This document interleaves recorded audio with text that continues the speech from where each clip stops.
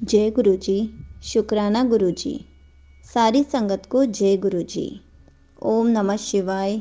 शिव जी सदा सहाय। ओम नमः शिवाय। गुरु जी सदा सहाय।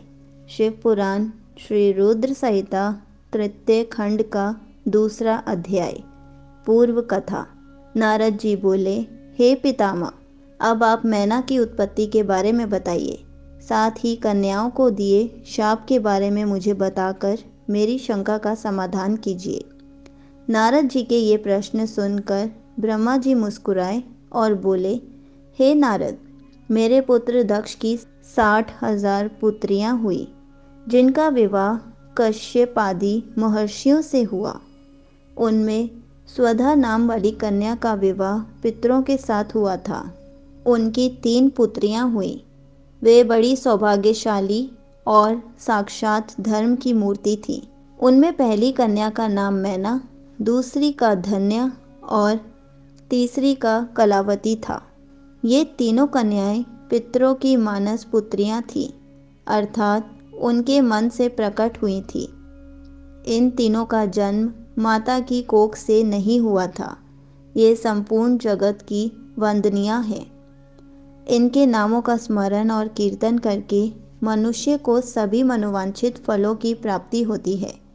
ये तीनों सारे जगत में मनुष्य एवं देवताओं से प्रेरित होते हैं। इनको लोक माताएं नाम से भी जाना जाता है।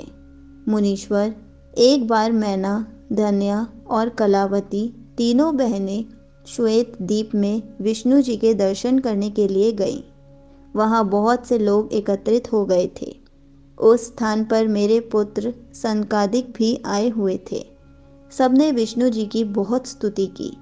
सभी सनकादिक को देखकर उनके स्वागत के लिए खड़े हो गए, परंतु ये तीनों बहनें उनके स्वागत के लिए खड़ी नहीं हुई।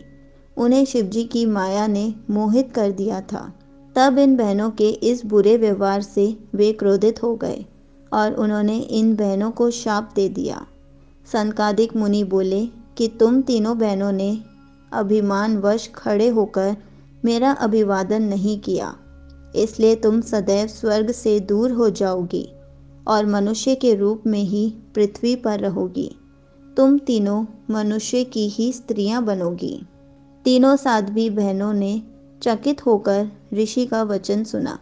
तब अपनी भूल स्वीकार करके वे तीनों सिर झुकाकर सनकादिक मुनि के चरणों में गिर पड़ी और उनकी अनेकों प्रकार से स्तुति करने लगी। उन्होंने अनेकों प्रकार से क्षमा याचना की। तीनों कन्याएं मुनिवर को प्रसन्न करने हेतु उनकी प्रार्थना करने लगी। वे बोली कि हम मूर्ख हैं, जो हमने आपको प्रणाम नहीं किया। अब हम पर कृपा कर हमें स्वर्ग को पुनः प्राप्त करने का कोई उपाय बताइए। तब सनकादिक मुनि बोले, हे पुत्रों की कन्याओं, हिमालय पर्वत हिम का आधार है। तुम में सबसे बड़ी मैना हिमालय की पत्नी होगी और इसकी कन्या का नाम पार्वती होगा। दूसरी कन्या धन्या राजा जनक की पत्नी होगी और इसके गर्भ से महालक्ष्मी के साक्षात स्वरूप देवी सीता का जन्म होगा। इसी प्रकार तीसरी पुत्री कलावती राजा वृषभानु को पति रूप में प्राप्त करेगी और राधा की माता होने का गौरव प्राप्त करेगी। तत्पश्चात मैना व हिमालय अपनी पुत्री पार्वती के वरदान से कैलाश पद को प्राप्त करेंगे। धन्या और उनके पति राजा शीरध्वज जनक देवी सीता के पुण्य स्वरूप के कारण वैकुंठ धाम को प्राप्त करेंगे। वृषभानु और कलावती अपनी पुत्री राधा के साथ गोलोक में जाएंगे। पुण्य कर्म करने वालों को निश्चय ही सुख की प्राप्ति होती है, इसलिए सदैव सत्य मार्ग पर आगे बढ़ना चाहिए। तुम पितरों की कन्या होने के कारण स्वर्ग भोगने के योग्य हो, परंतु मेरा शाप भी अवश्य फलीभूत होगा। परंतु जब तुमने मुझसे क्षमा मांगी है, तो मैं तुम्हारे शाप के असर को कुछ कम अवश्य कर दूंगा। धरती पर अवतीर्ण होने के पश्चात तुम साधारण मनुष्यों की भांति ही रहोगी, परंतु विवाह के पश्चात जब तुम्हें संतान की प्राप्ति हो जाएगी और तुम्हारी कन्याओं का यथा योग्य वर मिल जाएंगे और उनका विवाह हो जाएगा, अर्थात तुम अपनी सभी जिम्मेदारियों को पूर्ण कर लोगी, तब भगवान श्री हरि विष्णु के दर्शनों से तुम्हारा कल्याण हो जाएगा। मैना की पुत्री पार्वती कठिन तप के द्वारा शिव की प्राण वल्लभा बनेगी। धन्या की पुत्री सीता दशरथ नंदन श्री रामचंद्र जी को पति रूप में प्राप्त करेंगी। कलावती की पुत्री राधा श्री कृष्ण के स्नेह में बंधकर उनकी प्रिया बनेंगी। यह कहकर मुनि सनकादिक वहाँ से अंतर्धान हो गए। तत्पश्चात पितरों की तीनों कन्याएं शाप से मुक्त होकर अपने धाम को चली गईं।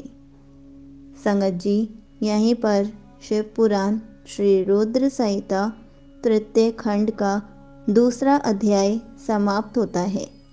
जय गुरु जी। शुक्राना गुरु जी।